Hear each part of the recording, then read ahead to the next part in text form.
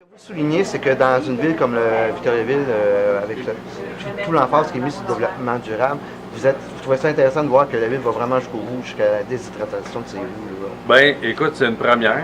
Donc, c'est sûr que la ville de Victoriaville en reste pour être une première leader, donc leader en développement durable. Mais elle pousse son argument jusqu'à déshydrater ses boues pour en faire du compost, donc une matière valorisable. Alors, c'est intéressant de voir que quand on a de la pression comme Victoriaville, on voit des constructions neuves, l'agrandissement. Personne ne se pose bien la question, est-ce que la ville a la capacité de traiter toutes ces eaux-là?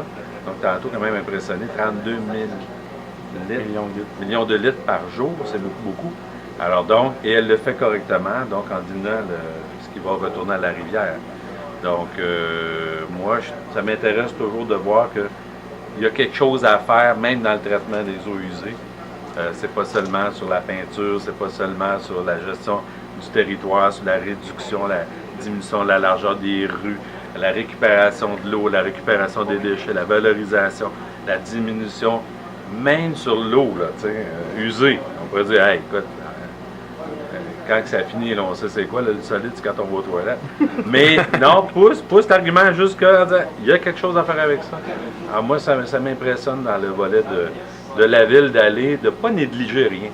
On peut devenir paresseux à force d'être les premiers.